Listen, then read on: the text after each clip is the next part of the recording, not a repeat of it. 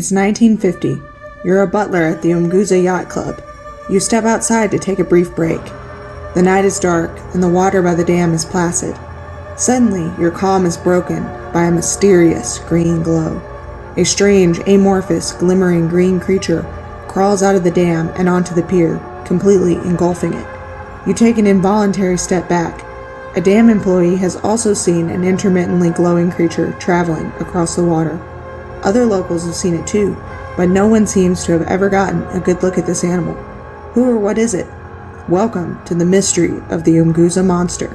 But first, don't forget to like and sub. It really does help the channel.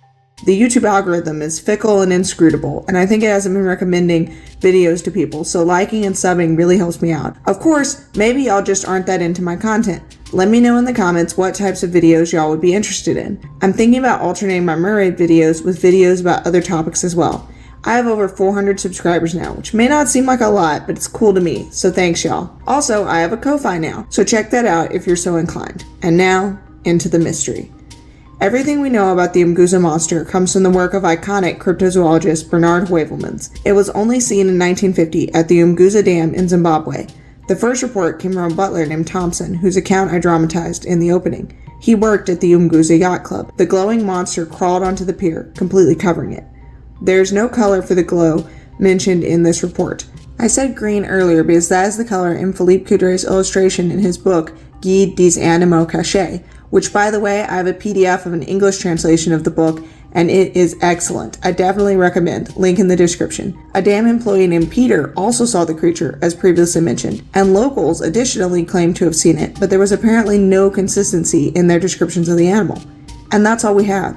There's been no further reported sightings, but there is still a lot to talk about. Let's start with geography. The Umguza Dam is part of the Umguza River, which connects to the Shangani River and then to the much larger Zambezi River. This might be relevant because of myths relating to that river. Also, while the Umguza River is small and polluted and seems an unlikely place for a cryptid to hide, the bigger Zambezi River could hide a cryptid. Maybe that's where this creature came from. The Zambezi River is the fourth longest river in Africa, the longest east-flowing river in Africa, and the largest flowing into the Indian Ocean from Africa. Interestingly, a dam on the Zambezi River is haunted by Nyami Nyami, the god of the river, which I previously covered in a short that is linked in the description. Nyami Nyami isn't very similar to the Umguza monster. He's described as a giant snake or dragon, sometimes with the head of a fish. But it is said that the water turns red when he passes by, which makes me think of red algae blooms. They don't glow, but they are extremely bright. More on algae later. But there are other African mer beings that glow that could be related to or be the same creature as the Umguza monster. Inando, Nuvwira, and Memlambo. Inando are cryptid snakes from Zambia and Malawi. They have glowing white jewels on their foreheads. They are not aquatic, but in my giant snakes video, I connect them to the many giant snake beings in southern Africa, many of which are aquatic. There's also Nuvwira, additionally from Malawi, 8-headed snakes who can generate electricity. Memlambo are aquatic snakes from South Africa who emit a green light, similar to the Umguza monster. They are either serpentine or crocodilian. Perhaps we've found our Umguza monster. But I also want to discuss some creatures from much farther afield. In Europe, there's an urban legend of dubious provenance about a pale, shapeless blob creature that crawled out of the sea in the Shetland Isles. The boneless, or the Friddening, would throw itself against windows at night, steal children, and cause insanity. In fact, blob creatures washing up on shore are so common that they have a name in cryptozoology: globsters. Now, many creatures are horribly mangled from decomposition, predation, or changes in pressure by the time they wash up on shore. And most, if not all of these creatures, are actually known sea creatures, just so deformed that we can't identify them. The boneless could be explained by that. Or maybe there are shapeless blob animals in the ocean. We find stunningly unusual animals in Earth's oceans all of the time. For example, there's a fish with clear blood, the Antarctic ice fish. This fish doesn't have hemoglobin and instead absorbs oxygen directly into its blood plasma through their gills and smooth skin. I linked an article about it. It is fascinating. Cryptid Wiki has a great list of globsters, some of which are more probable than others. What makes the Umguza monster unique is that it was alive. It didn't just wash up on some shore. It was seen moving and swimming across the water. But there are some other ideas about what the Umguza monster might be. Bernard Heuvelmans raises the possibility of it being a type of freshwater octopus. Quick recap on freshwater octopi. Seen around Central Africa under various names, octopus and squid-like animals have been reported living in fresh water. I have a whole video on the topic, and that's also linked in the description. However, they don't glow in the sources. Additionally, there are no known freshwater bioluminescent fish.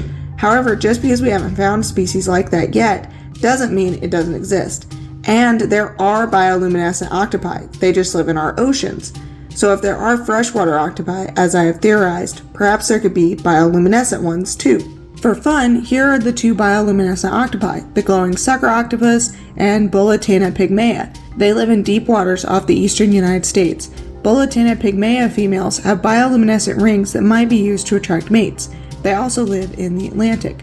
I wanted to include videos of these octopi, but I couldn't find any good ones. This is a great reminder that even for species that we know exist, it's hard to get footage if they live in remote areas like the deep sea. I saw a news story while writing this script that further supports my point. A nearly extinct species of antelope, Apimba lechua, has been seen on camera for the first time since 2005. Antelope are not small animals, and they live in groups.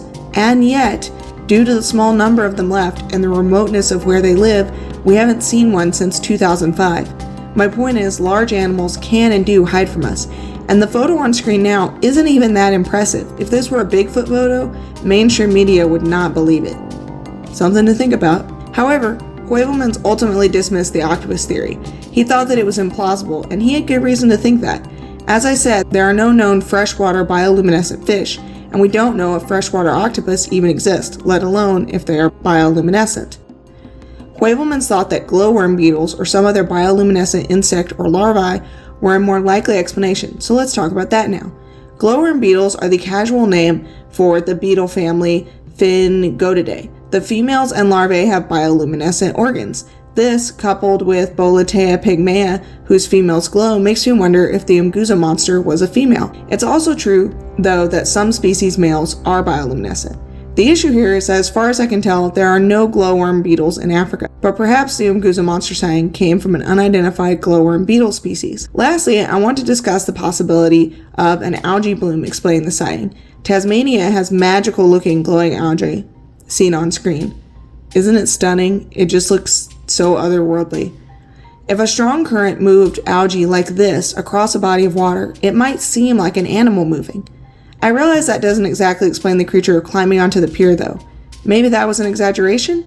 Again though, we run into the problem of not having any known bioluminescent algae in Africa. However, Africa does experience algae blooms, and they can be very, very vivid. The South African coast has had a red algae bloom, which caused to mine Nyami turning the water red, also on screen. And I want to give a brief mention to siphonophores, incredible glowing deep sea creatures. However, there are no known freshwater siphonophores, and they are so diaphanous and insubstantial, it's hard to imagine one engulfing a pier. There is no illustration this time. This is a true mystery. Who knows what the Umguza monster was?